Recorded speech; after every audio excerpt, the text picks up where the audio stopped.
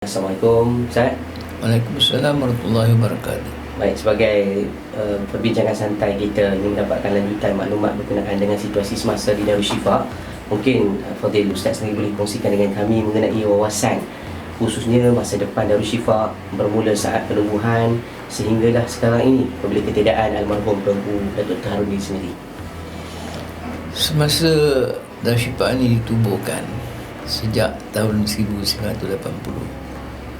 jadi kita bergerak dengan cara tidak formal, tidak didaftarkan dan sebagainya. Akhir pada tahun 2090 saya baru daftarkan melalui ROS. Setelah ditubuhkan mengikut akta ROS, kita bergerak dengan secara formal dan kita mula menyebarkan ajaran perubatan Islam ni melalui tempat-tempat tertentu. Misal kata dari rumah ke rumah kita, kerana kita tidak ada tempat spesifik untuk mengadakan kelas.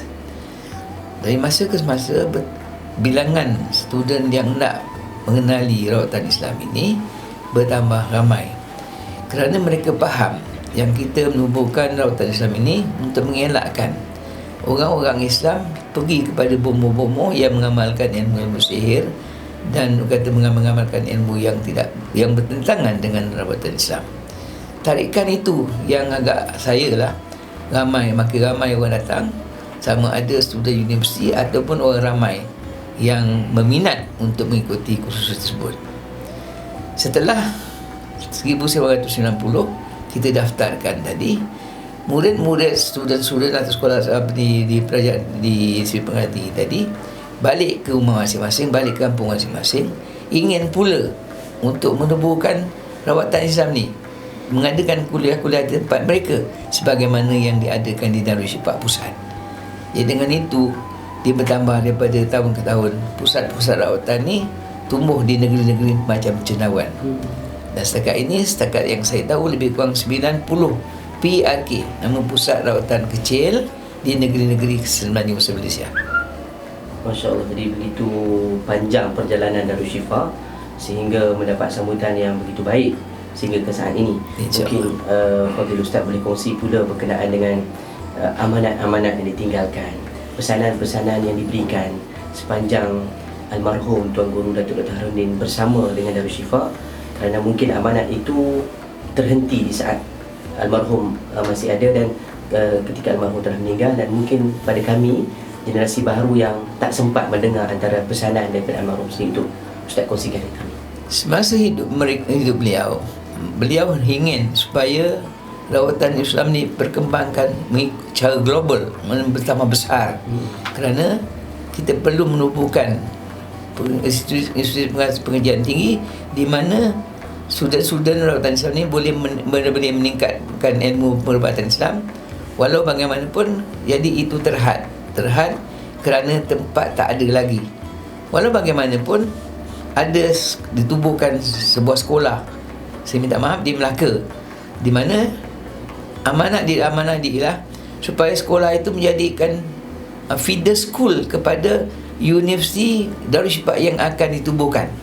Jadi pada kita, jadi benda itu memang lama, mengambil masa. Walau bagaimanapun kita akan teruskan apa yang diamanah pada kita semua. Dengan itu saya kata mintalah pelajar-pelajar atau student-student yang telah tamat mengambil sijil rawatan Islam di Darul Shifa membantu saya untuk meneruskan perjuangannya. Bukan kata berkurangan perawat-perawat, tapi kan bertambah perawat-perawat dengan ada kursus-kursus khas yang kita namakan diploma eksekutif di universiti-universiti tempatan seperti di KUIS atau di USIM dan lain-lain.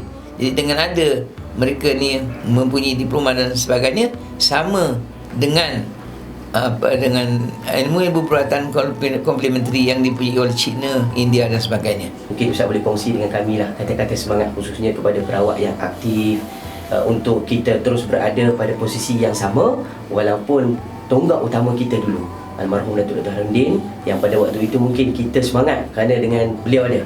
Hari ini mungkin setelah dia kembali kepada Tuhannya, kita perlu bersama-sama juga untuk mendapatkan satu kekuatan agar nama Darul Shifa dan usaha yang dilakukan oleh beliau tidak akhirnya tersia-sia begitu saja.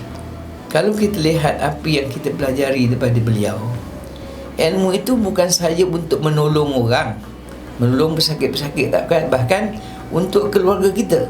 Bila keluarga kita menghadapi penyakit-penyakit seperti gangguan misalnya kata yang tidak boleh diubat di hospital, kita sendiri akan dapat mengubatinya.